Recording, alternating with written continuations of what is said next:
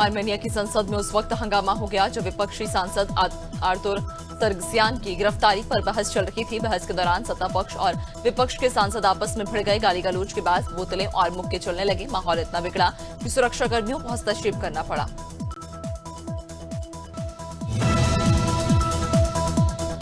पाकिस्तान में राजनीतिक भूचाल की आहट तेज हो गई है। सूत्रों के अनुसार राष्ट्रपति आसिफ अली जरदारी के जल्द इस्तीफे की अटकलें तेज हो गई और उनकी जगह फील्ड मार्शल असीम मुनीर को अगला राष्ट्रपति बनाए जाने की योजना है। साथ ही चर्चा में कि प्रधानमंत्री शहबाज शरीफ की सरकार को हटाकर बिलावल भुट्टो को नया पीएम बनाया जा सकता है।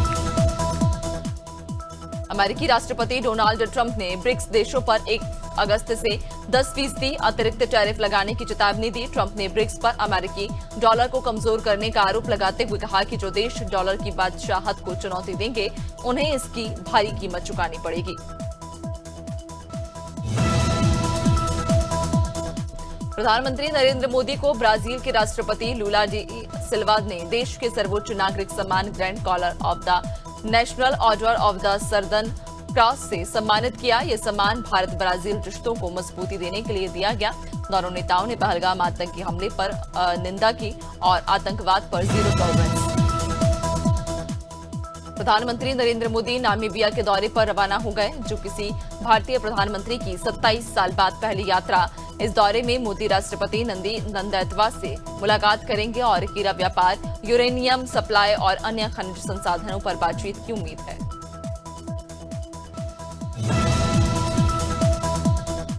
केरल की नर्स निमिषा प्रिया को यमन में 16 जुलाई को फांसी दी जाएगी। उन पर अपने बिजनेस पार्टनर यमनी नागरिक तलाल महदी की हत्या का आरोप। रिपोर्ट्स के मुताबिक निमिषा ने 2017 में महदी को ड्रग ओवरलोड डोज देकर मार गिराया था। बताया गया कि महदी ने उसका पासपोर्ट जब्त कर लिया था और उसे प्रताड़ित कर रहा था। चुनाव आयोग ने मतदाता सूची की शुद्धता सुनिश्चित करने के लिए पूरे देश में स्क्रीनिंग अभियान चलाने की योजना बनाई। इस प्रक्रिया की शुरुआत बिहार से हुई, जहां घर घर जाकर वोटरों की पुष्टि की जा रही। अब अगला नंबर असम, पश्चिम बंगाल, केरल, तमिलनाडु और पुडुचेरी का। यहाँ ये पहल गैर भारतीय नागरिकों के नाम हटाने के लिए। दिल्ली में अब 1 नवंबर 2024 से 10 साल पुराने डीजल और 15 साल पुराने पेट्रोल वाहनों को फ्यूल नहीं मिलेगा। पहले यह प्रतिबंध 1 जुलाई से लागू होना था, लेकिन वायु गुणवत्ता आयोग की बैठक में इसे स्थगित करने का फैसला लिया गया। दिल्ली सरकार ने आयोग से अनुरोध किया था कि आम लोगों को थोड़ी और राहत दे। अमरनाथ यात्रा के पहले दिन 6 में से 1.11 लाख श्रद्धालु हिम शिवलिंग के दर्शन कर चुके। छठे दिन 18,633 यात्रियों ने पवित्र गुफा में पूजा की। यात्रा 3 जुलाई से शुरू हुई है और 38 दिन चलेगी। अभी तक 4 लाख से ज्यादा लोग यात्रा के लिए रजिस्ट्रेशन करा चुके हैं।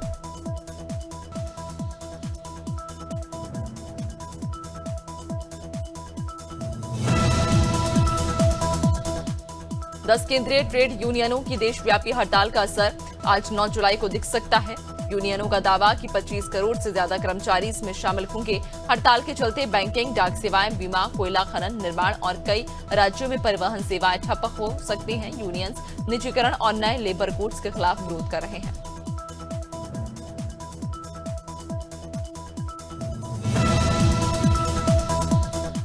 अमरोहा में हाईवे को सर्कस बना दिया गया। कार की सनरूफ से लड़कों द्वारा स्टंट किए गए वीडियो को सोशल मीडिया पर वायरल कर दिया है।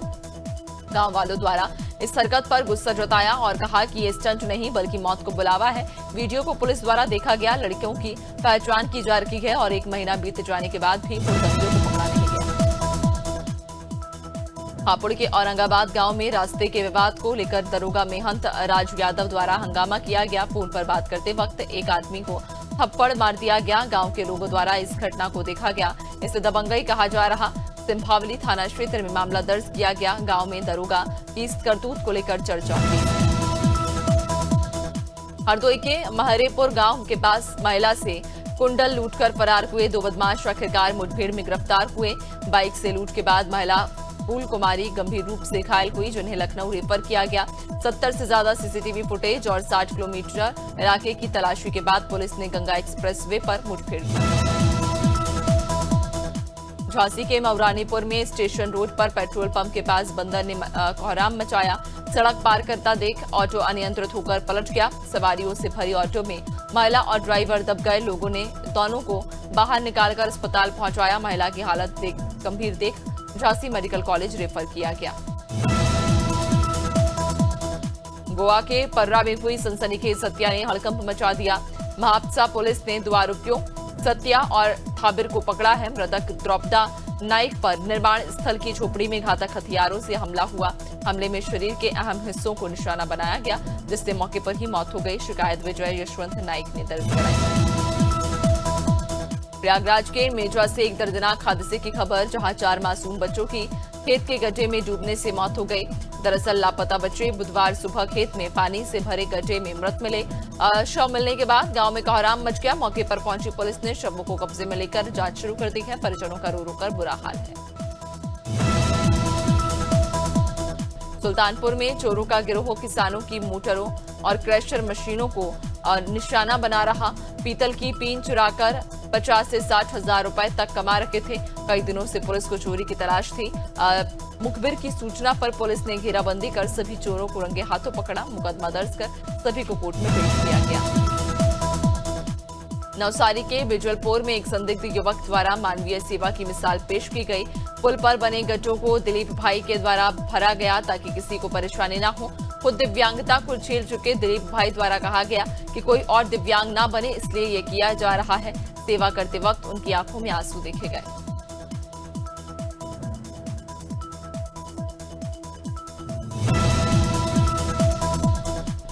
टीकमगढ़ के वन क्षेत्र में अतिक्रमण को रोका गया। वन परिक्षेत्र जतारा के अमले द्वारा 24 घंटे मुस्तैदी से निगरानी की जा रही। शिशुपाल अहिरवार के नेतृत्व में पुराने और नए अतिक्रमण को हटाया गया। आलपुर बीच में 20 हेक्टेयर वन भूमि को अतिक्रमण से मुक्त कराया गया। जेसीबी मशीन की सहायता से झोपड़ी और पक्का निर्माण हटवाया गया।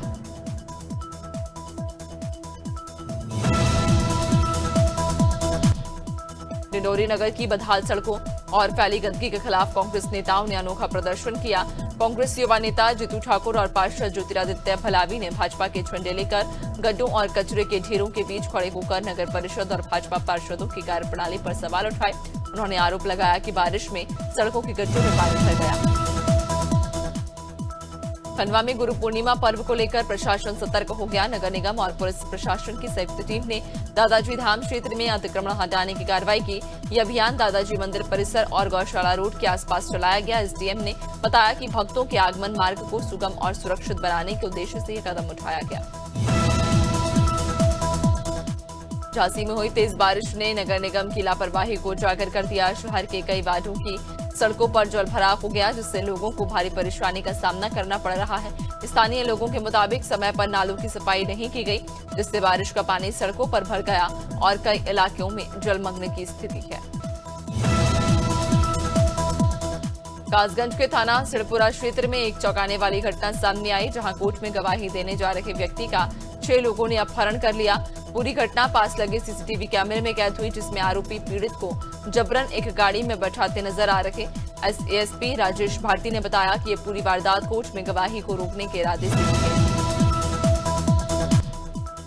गोवा के मार्सेल गांव में अनोखा चिकास कालो उत्सव धूमधाम से मनाया गया। ये उत्सव भगवान कृष्ण के बचपन की लीलाओं को समर्पित होता है।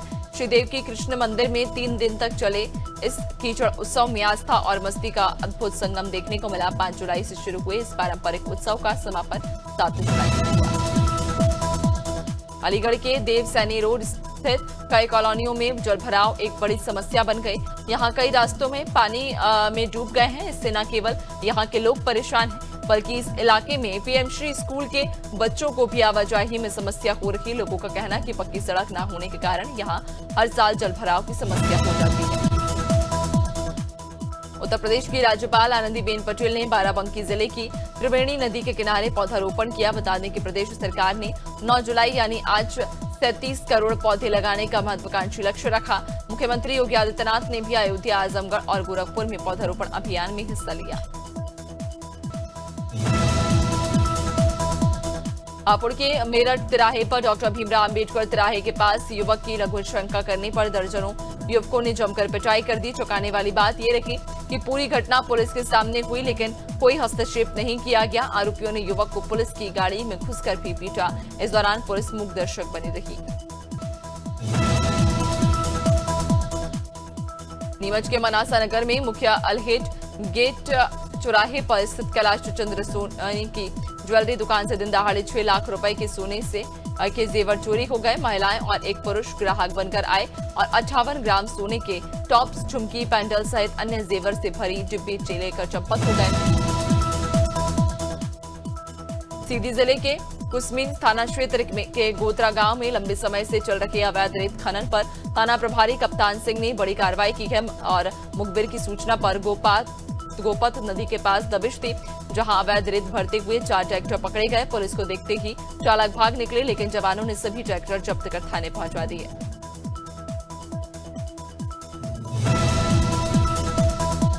उज्जैन में 1 जुलाई से ई अटेंडेंस सिस्टम लागू कर दिया गया। कलेक्टर रोशन सिंह के निर्देश पर यह व्यवस्था पूरे जिले में लागू की गई, जिससे अधिकारियों और कर्मचारियों को उपस्थिति दर्ज करने में आसानी हो रही है। पान बिहार हाई सेकेंडरी स्कूल के प्राचार्य ने यह बताया कि विद्यालय नियमित रूप से संचालित हो रहा और स्टाफ भी समय पर उपस्थिति दर्ज करा रहा।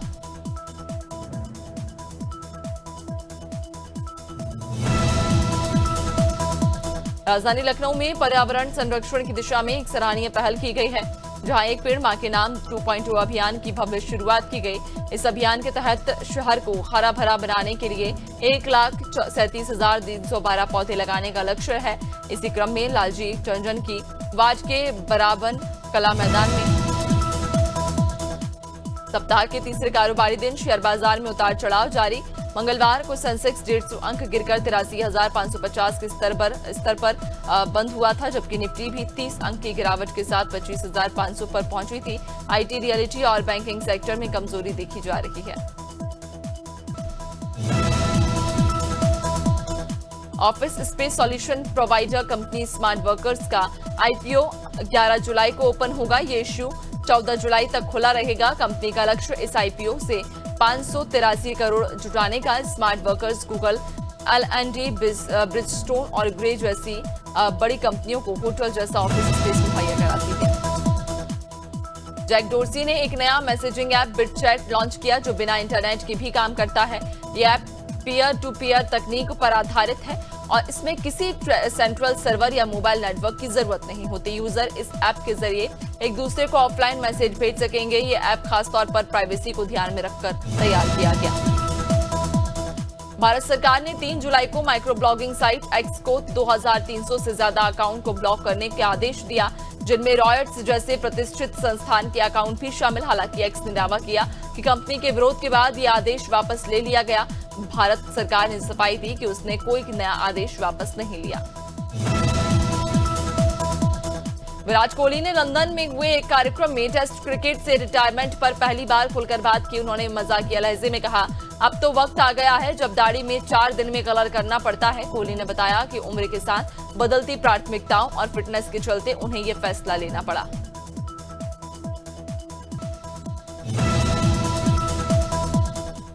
श्रीलंका ने पल्ले केले में खेले गए तीसरे वनडे में बांग्लादेश को 99 रन से हराकर सीरीज 2-1 से जीत ली। इस मुकाबले में कुशल मेंडिस ने शानदार सेंचुरी जड़ी और प्लेयर ऑफ द मैच बने। पहले बल्लेबाजी करते हुए श्रीलंका ने मजबूत स्कोर खड़ा किया, जिसके जवाब में बांग्लादेश की टीम ढह गई। इससे पहले श्रीलंका ने टेस्ट सीरीज आईपीएल 2025 की चैंपियन बनने के बाद रॉयल चैलेंजर बेंगलुरु अब सबसे वैल्यूएबल टीम बन गई है। उसने 5 बार की विजेता मुंबई इंडियंस और चेन्नई सुपर किंग्स को पछाड़ दिया। वैश्विक निवेश बैंक होलीहान लोकी की रिपोर्ट के अनुसार आईपीएल की कुल बिजनेस वैल्यू $18.5 बिलियन हो गई है।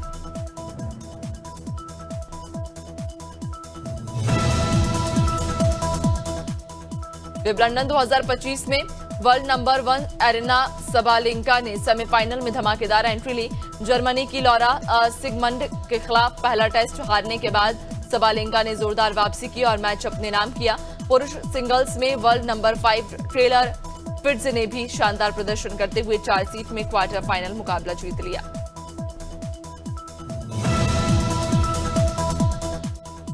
बांग्लादेश के खिलाफ 20 जुलाई से शुरू हो रही T20 सीरीज के लिए पाकिस्तान ने अपनी टीम का ऐलान कर दिया। बाबर आजम, शाहीन अफरीदी और रिजवान जैसे बड़े नाम इस बार स्क्वाड से बाहर। टीम की कप्तानी सलमान आगा को दी गई, जबकि अहमद दानियाल और सलमान मिर्जा को पहली बार T20 में मौका मिला।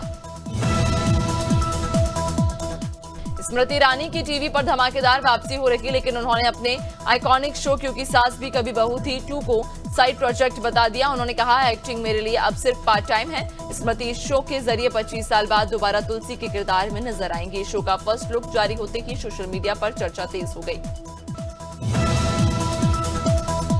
Hollywood film Jurassic world rebirth ने भारतीय बॉक्स ऑफिस पर जबरदस्त पकड़ बना ली। रिलीज के 5वें दिन यानी कि मंगलवार को फिल्म ने सॉलिड कलेक्शन दर्ज किया। चुपचाप सितारे, जमीन पर, मेट्रो इन दिनों और मां जैसी फिल्मों को पछाड़ते हुए ये फिल्म टॉप 5 पर पहुंची।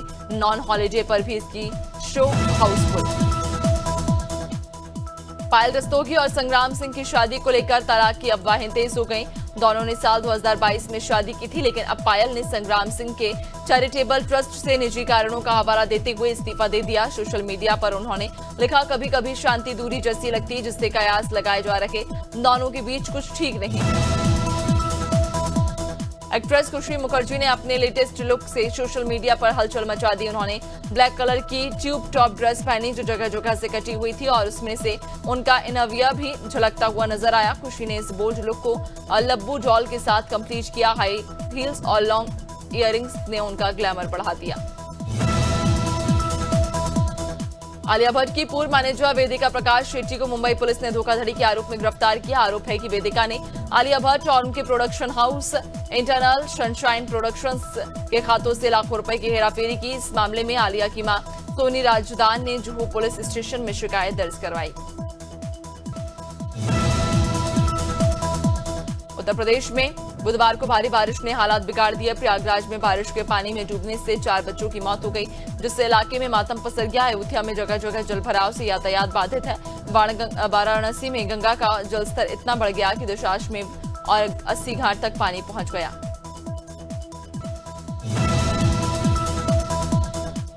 मध्य प्रदेश में लगातार बारिश से नदियां और बांध उफान पर। मंडला, डिंडौरी, श्योपुर, शहडोल और उमरिया जितने जिले बाढ़ की चपेट में। नर्मदा समेत अन्य नदियों में जलस्तर तेजी से बढ़ा। जबलपुर के बरगी डैम के 17 गेट खोलने पड़े। वहीं छतरपुर के बांध सुजारा डैम के 12 और दमोह के सतदुरु साजली बांध के 3-3 गेट खोल दिए गए।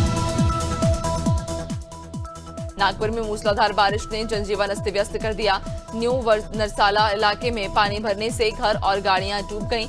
हालात गंभीर होते देख नागपुर नगर निगम ने रेस्क्यू ऑपरेशन शुरू किया, जिसमें नावों की मदद से लोगों को सुरक्षित स्थानों पर पहुंचाया जा रहा। लगातार बारिश से निचले इलाकों में जलभराव की स्थिति है। उत्तराखंड में मानसून का कहर लगातार जारी। चमोली जिले के नंदप्रयाग घाट के पास मुख्य मार्ग में बादल फटने से भारी तबाही मची। एसडीआरएफ की टीम मौके पर पहुंची और राहत कार्य शुरू किया। हालांकि अब तक किसी जनहानि की पुष्टि नहीं है और सर्च ऑपरेशन जारी। मौसम विभाग ने अगले 4 दिनों तक राज्य के 5 जिलों में भारी बारिश का अलर्ट जारी किया।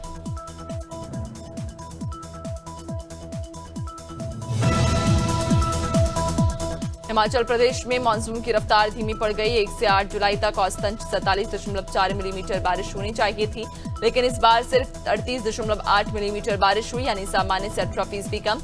लाहौल स्पीति में तो एक बूंद भी पानी नहीं गिरा। राज्य में अब तक भारी बारिश और भूस्खलन से 717 करोड़ रुपए का नुकसान हुआ।